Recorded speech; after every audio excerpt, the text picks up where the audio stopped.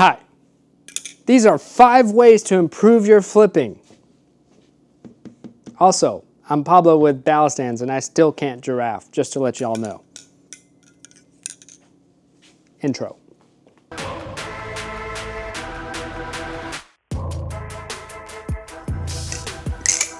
We're a Balisong company. We build stands for you. Then to the shop. The number one, which is actually the most important one, I'm gonna start things backwards here as to what is the most impactful, and that is the Balisong you have really doesn't matter. When it comes into the Balisong creator space, a lot of people talk about how good X Balisong is compared to Y Balisong and why I like this and that. You can turn off all that noise. The best one is the one that's in your hand right now, whether it be a Canyon or a Crescent or a Volp, it does not matter. As long as you have a Balisong you can flip and start practicing, you have the right one in your hand at that point in time. I just want to make that clear, and I hope you understand what I'm trying to say here. Let's go to number 2. There are 2 types of flipping that you're gonna need to know. There is active flipping and passive flipping. And both of these are important because both of them yield different results. Some people will tell you passive flipping is bad, where I actually think is good for repetition and dexterity and building strength, as opposed to learning a new trick, which is what you get with active flipping. You can even mix these 2 together and you can get a pretty powerful combination of learning very quickly and progressively every day. English is hard, okay? Number 3, whenever I learn something new, I would like to eventually do it on repeat until it turns into a passive flipping combination.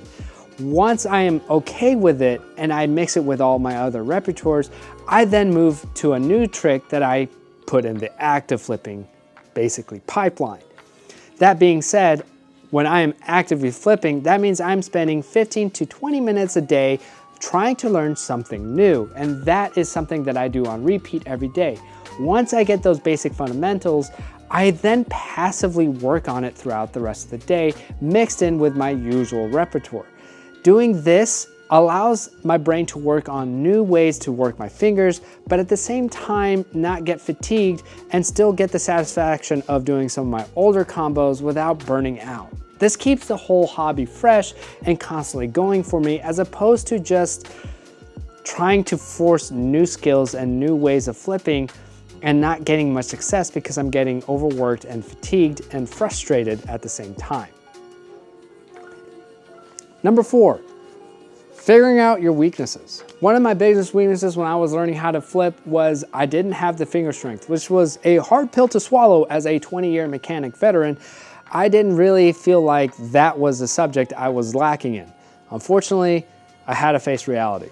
Once I was able to swallow my pride, I was fortunate enough to meet Jack Pyro over at the Blade Show, Texas, and I was able to ask him a couple questions as to how to improve my finger strength, which then he just said, learn the kiss goodbye. It's really good for dexterity.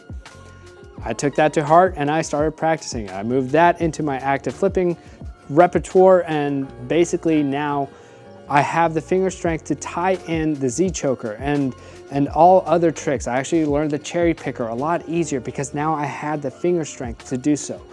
One of the things that people don't really talk about is how important finger strength is when it comes to flipping Balisongs, and cherry picking tricks that actively will work out your fingers will only help you learn even faster.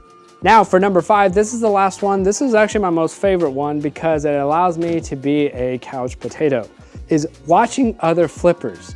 One of the things that helps me get through stagnation and also improve is watching other flippers do different types of combos and then being like, hey, I really like that. One of the beautiful things about cell phones these days, you can do screen capture of Instagram Reels or even YouTube videos and just break down their video by slowing down the replay and seeing what they're doing. YouTube also has a really good feature if you're watching some of the YouTube flippers where you can slow down the playback speed and watch what they're doing with their fingers and break down those combos. That's generally how I try to learn new tricks. Of course, there's also amazing tutorials that are done from Squid Industries. Pez Flips is one of my favorites. I always like watching him flip. He's really good.